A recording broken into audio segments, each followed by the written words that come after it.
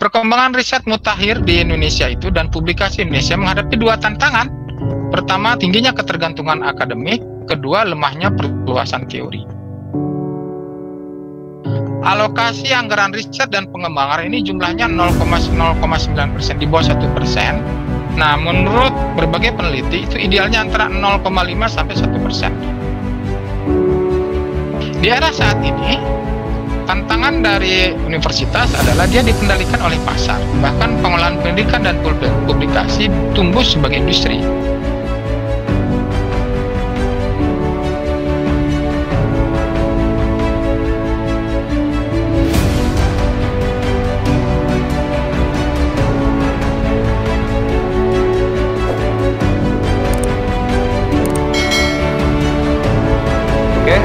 Lebih mengelaborasi lagi bagaimana sebetulnya budaya riset di abad 21, kita persilakan kepada pembicara yang kedua, yaitu Dr. Asep Suryana. Memang secara tradisi keilmuan, kita bertiga, Pak Asep dengan Prof. Gum, juga kami memang concern di riset perkotaan. Oke, mungkin tidak panjang lebar lagi, disilakan kepada Pak Asep, waktu dan ruang disilakan. Terima kasih, Kang Agus. Assalamualaikum warahmatullahi wabarakatuh. Waalaikumsalam warahmatullahi wabarakatuh. Selamat pagi, Prof. Salam sejahtera untuk kita semua. Ya, pagi. Semoga tetap sehat, Pak Prof. Gum ya. Sehat-sehat, Prof. Buat teman-teman semua, saya akan membicarakan hal yang lebih lokal.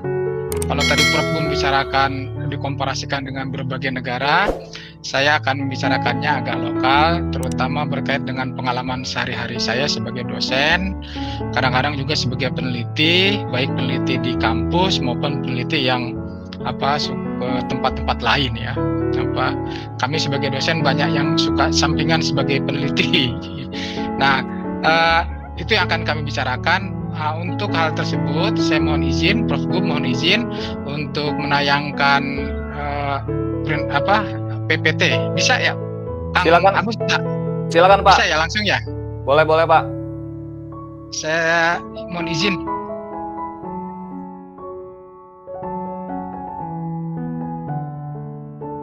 Kang Gus sudah kelihatan belum? Sudah, Pak Asep. Sudah masuk. Saya ngasih judulnya tentang, sebentar saya, ini dia. Riset dan tantangan ilmu sosial. Jadi pengalaman riset dalam situasi dalam pengalaman saya sehari sebagai dosen di Prodi Sosiologi Universitas Negeri Jakarta. Nah, ini adalah skema, 3 skema yang menjadi concern pemerintah. Bagi kami dosen ini skema di mana kami akan melakukan penelitian. Ada tiga skema penelitian, yaitu penelitian dasar, penelitian terapan, dan penelitian pengembangan. Nah, ini masing-masing punya tujuannya dan luarannya ya.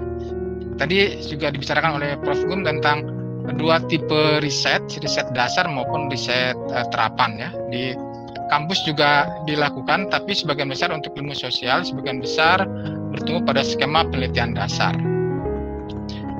Nah, skema penelitian dasar ini bila ditipologikan dalam tipologi social science, terutama minjam dari Burawa ini ada 4. Nah, academic social science, policy social science, public social science, dan critical social science. Nah, sebagian besar kami sebagai dosen itu bermain di tiga ranah, bahkan ada yang 4 ranah, yaitu di academic social science kami meneliti, kemudian mempublikasikannya dan diajarkan pada siswa, mahasiswa, kemudian terlibat dalam berbagai kebijakan, berbagai penelitian untuk kebijakan, baik di lembaga-lembaga pemerintahan maupun di LSM, di lembaga riset swasta yang bekerja sama dengan pemerintah, dan juga terlibat dalam public social science, yaitu kebijakan untuk diumumkan kepada masyarakat sehingga bisa memberikan pencerahan dalam tanda kutip kepada masyarakat.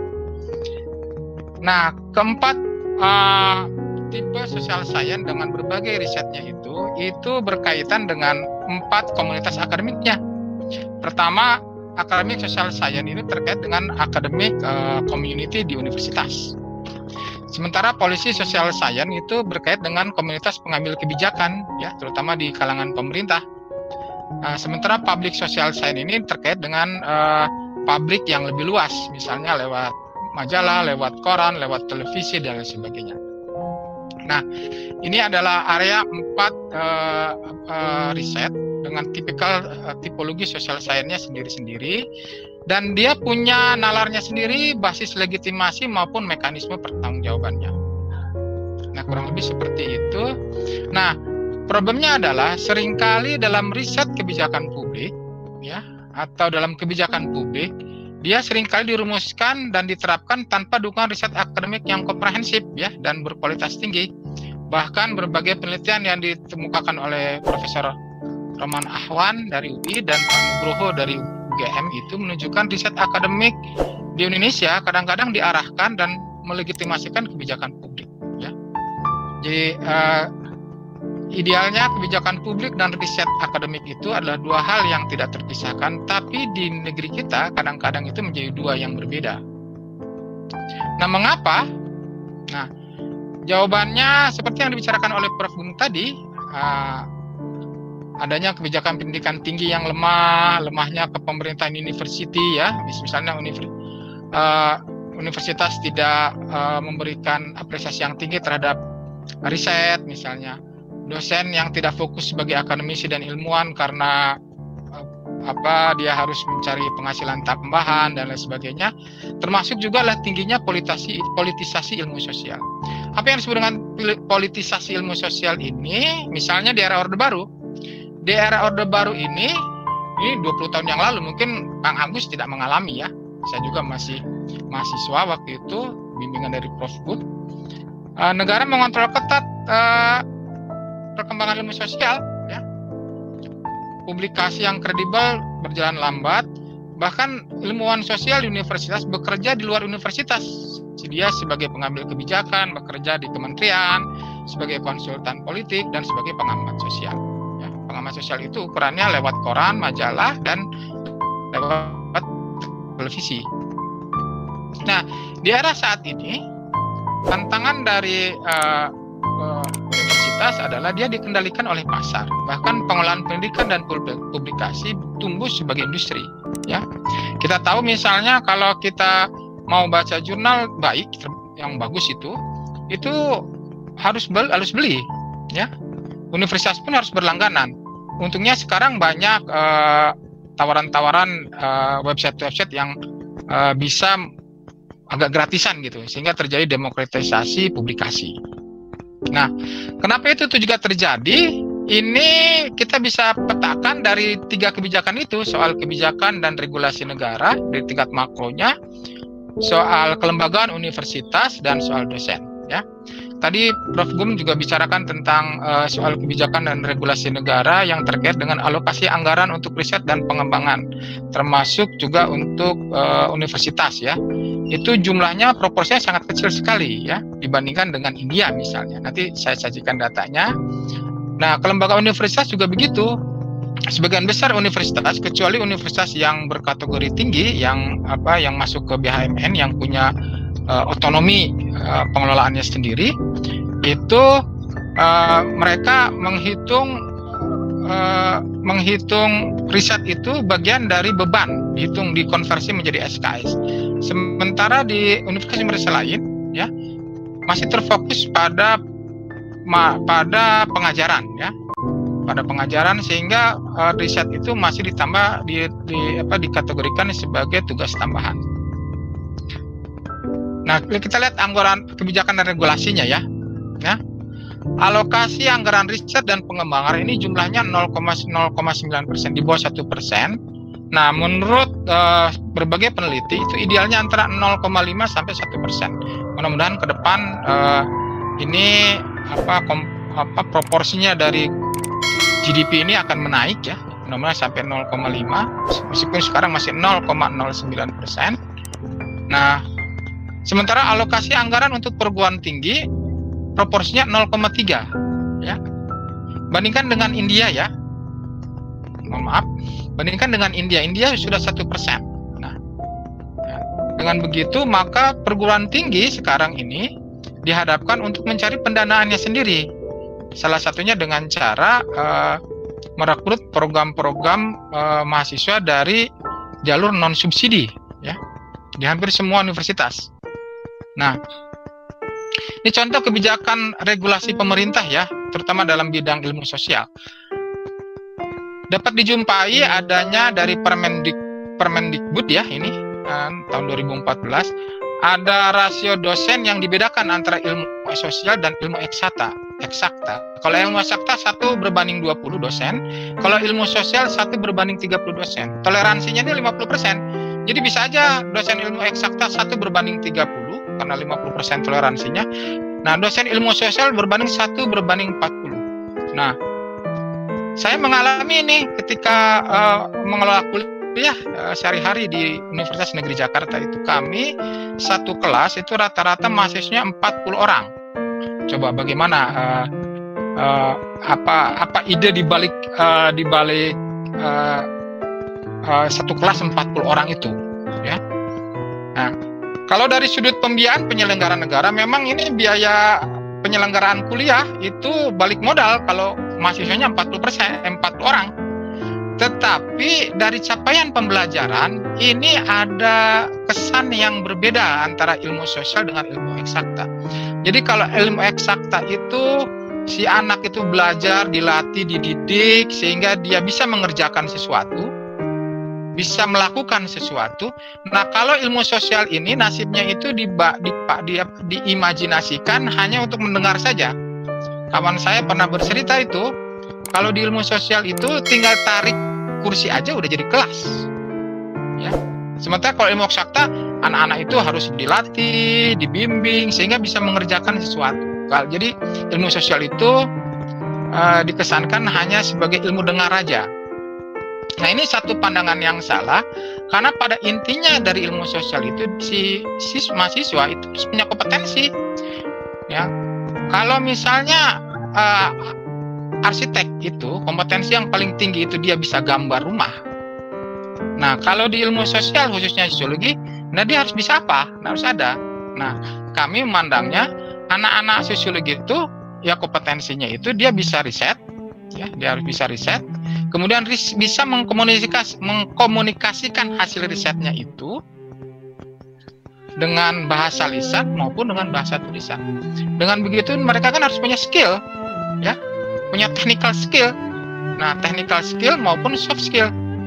Nah, kalau dengan proporsi 1 berbanding 40, nah bagaimana cara mengajarnya itu? Nah, itu yang menjadi tantangan bagi kami. Sementara kami juga harus terlibat dalam riset dan sebagainya. Nah, tapi ada sekarang dalam perkembangan terakhir ini ada perkembangan terbaru dari riset dan publikasi di universitas di Indonesia ya. Ini saya kutip dari tulisannya Pak Rahman Ahwan ya, yang baru terbit tahun 2020. Kita lihat ya, untuk artikel yang ini jumlahnya ini melesat naik ya, naik ke atas ini, ya, sampai ke sini naik. Ya. Konferensi naik, yang ini naik lebih tajam lagi konferensi paper ya. Jurnal, artikel jurnal tahun 28 naik, 2009 naik, pernah turun, naik lagi, terus naik lagi sampai ke atas ini, sampai ke atas, sampai ke atas sini ya. Nah, naik sekali ini. Nah, ini satu perkembangan yang menggembirakan karena riset-riset di universitas didorong lewat publikasi-publikasi dan regulasi pemerintah lewat harus terindeks jurnal berreputasi, jurnal terindeks dan berreputasi.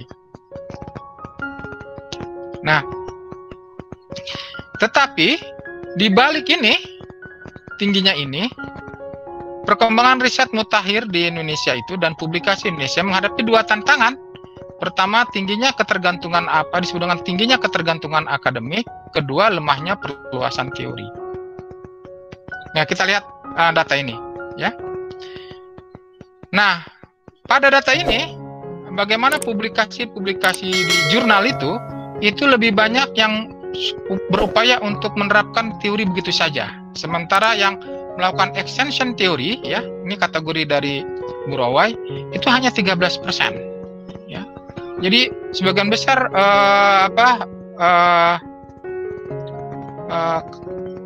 pola penulisan itu bertujuan untuk melakukan penerapan teori, tidak melakukan extension teori. Nah, dari data ini ini menunjukkan bahwa di universitas, terutama di sistem pendidikan ilmu sosial, dibutuhkan reformasi pembelajarannya, ya. Tidak lagi satu kelas 1/40, karena kalau 1/40 yang terjadi adalah si mahasiswa tidak terlatih untuk meningkatkan kompetensinya, terutama technical skill, misalnya technical skill riset, menulis, melakukan komunikasi secara publik, ya. Dia hanya sebagai pendengar saja, ya.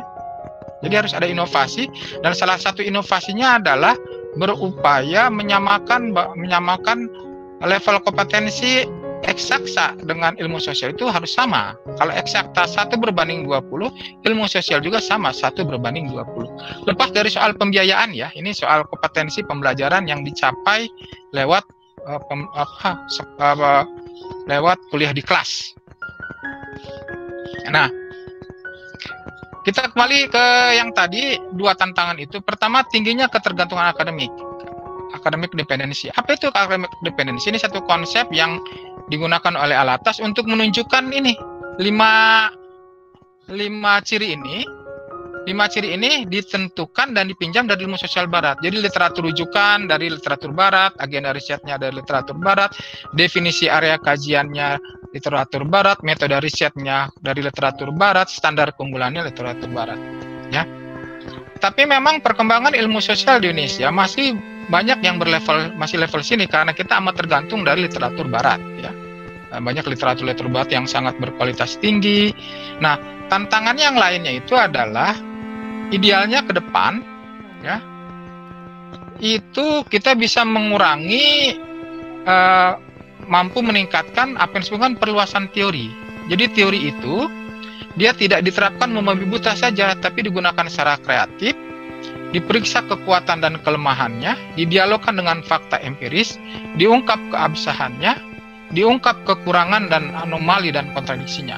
Nah, sehingga dengan begitu teori-teori yang literatur yang berkembang di Indonesia akan berkualitas dan bertumpu pada dinamika masyarakat Indonesia sendiri. Nah, ini bisa dilakukan kalau tugas riset itu diakui sebagai bagian integral dari tugas dosen, diberikan porsi yang memadai dalam lingkup job description dosen, diberikan dana seperti yang disebut oleh Prof. Gumilar tadi, dan diberikan apresiasi yang memadai. Saya kira itu. Terima kasih untuk pengantar diskusi kita. Mudah-mudahan bermakna. Assalamualaikum warahmatullahi wabarakatuh.